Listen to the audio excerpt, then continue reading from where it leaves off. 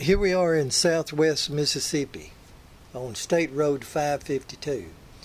Now we're about 35 miles south of Vicksburg and 12 miles south of Port Gibson.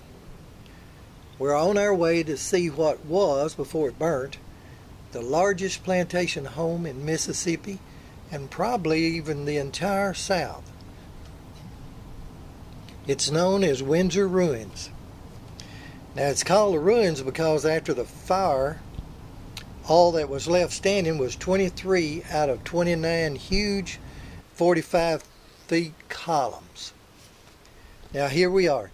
Now remember, 150 years ago, there wasn't any trees here. All of this was cultivated land because this was a 2,500 acre cotton plantation. Now the Windsor was built, it was actually finished in 1861. It took about 3 years for them to build it. And they finished it in about the first year of the Civil War. Now it was built by a young man by the name of Smith Coffee Daniels II. Unfortunately, Smith Daniels only lived a few weeks after the home was finished, and he died at the age of 34. And nobody seems to know what the cause of his death was. Now he had accumulated an immense amount of wealth during his young age, which leads me to believe that a lot was probably inherited, and I know that there was a lot inherited from his wife's side of the family. And her name was Catherine Skinner Freeland Daniels. And I really believe the story about Windsor actually starts with her. Now it's believed that Smith and Catherine had 7 children by the time she was 33 years old. Unfortunately, only 3 of them reached adulthood. Now that meant that Catherine had lost 4 children and her husband by the time she was 33 years old. Now this is an artist's rendition of what the Windsor looked like. And they actually was just guessing at it at the time because all the photographs and sketches and everything that referred to it was lost during the fire.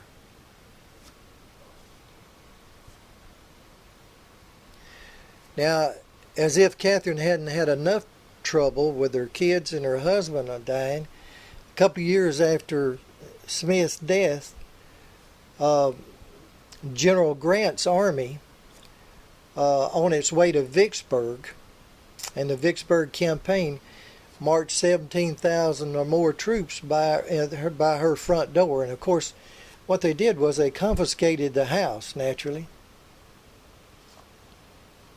They say that this house could actually be seen from the Mississippi River, that a lot of the pilot captains used this as a landmark. Now, at one time or another, the Confederates and the Union both used the Windsor here as an observation point. It had a little observation deck on top of the house, and you could they would keep an eye on what was going up and down the Mississippi River.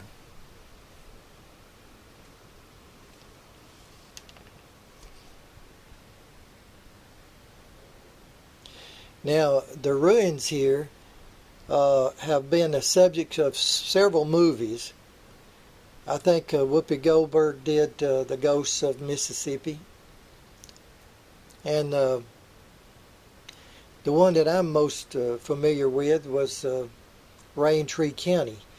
And it was done in 1957. So if you'd been standing here in 1957 and you looked at these 2 columns here, you would have probably have seen Elizabeth Taylor, Montgomery Clift, and Eva Marie Saint.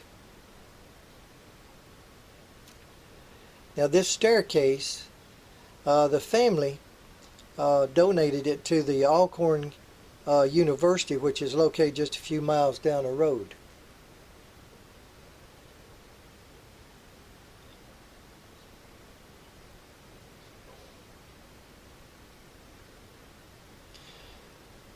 Now, Mr. Daniels went and got carpenters to come all the way from New England to do all the finish work. And of course the slaves did most of the work on the house itself. Some of the ironwork, some of the banisters here are still intact.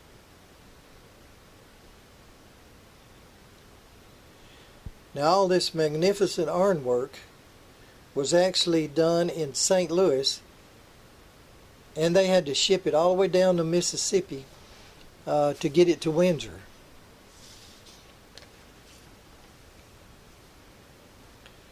Now the slaves made the bricks for this column, and they had a place just across the road from the house, and they put plaster on, of course, on the brick after they had stacked it. Now look at this ironwork on this. This thing is, of course, every column has this on it, and it's absolutely beautiful. And I can promise you that this cost a bale of cotton.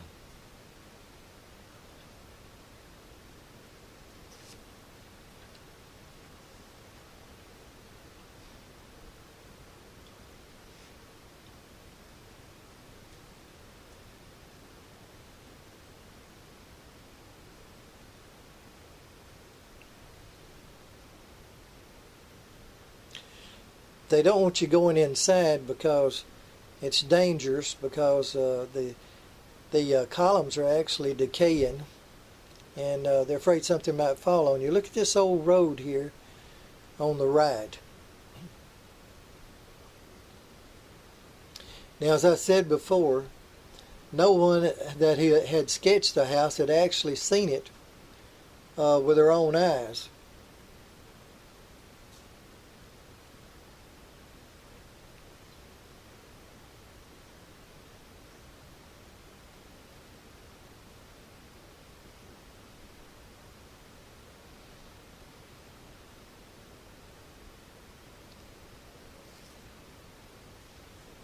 Now, of course, that was until 1991. In 91, some historians that was going through the archives in Ohio discovered that Lieutenant Henry Otis Dwight, an officer with the 20th Ohio Infantry, while his unit was camped here on the grounds of Windsor, actually made this sketch. This is the only legitimate sketch that somebody has done that actually sat here and looked at the house while they was doing it.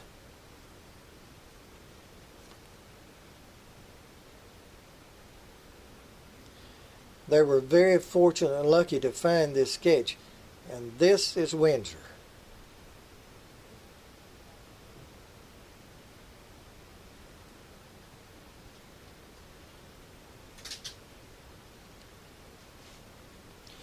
Now, when the Yankees took over control of Windsor,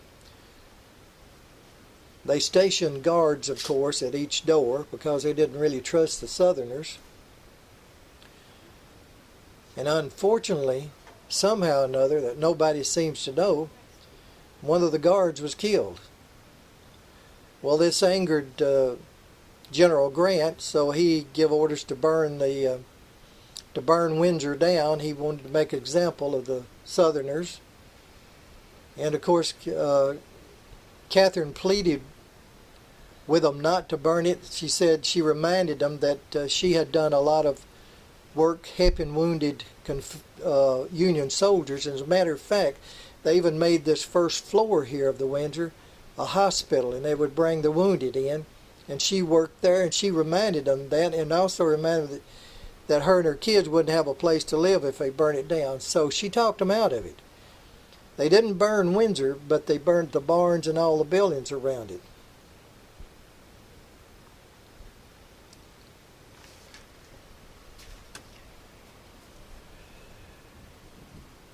Now on the ground floor, they originally had a kitchen with a dumbwaiter that went up to the dining room on the second floor, and they had a schoolroom here, a dairy on the side, a storage room, and believe it or not, they had a doctor's office on the first floor because they had a lot of people involved here.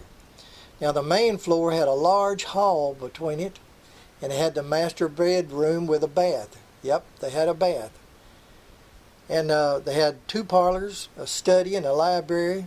And then in the back here was the dining room. Now up on the 3rd floor they had 9 bedrooms and a bath. And each one of these bedrooms, every 23 rooms in this house, had a fireplace. On the 4th floor they had a ballroom. And then of course a little room on top of that was the observatory.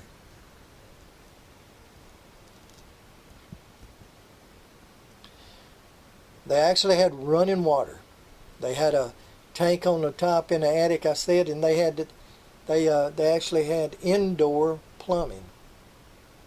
Really something. Now, 25 years after the Civil War was over with, on the 17th of February, 1890, someone, and there's different stories about this, someone dropped a lit, they believe, a cigar, where some carpenters may have been working on the house. Some said that somebody dropped it in a couch. Others said that dropped it off the balcony. Different stories. But anyway, the house caught on fire, and it caught in one of the upper floors, so it burnt down. Instead of burning bottom up, it burnt down, and there was nothing they could do about it. Now, the family had planned a dinner party that night, so they had gone to town to get the mail and get some supplies, and they seen the smoke on the way back. They say that Catherine stood under a big oak tree and watched Windsor die. They lost everything. Now, these bricks were laid by slave labor.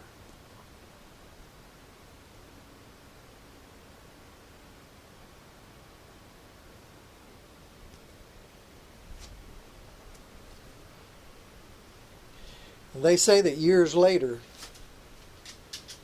Catherine would tell her grandkids stories about Windsor and about the glory of the place. And of course, she had to sell off a large portion of the land in order to have the money to keep it going.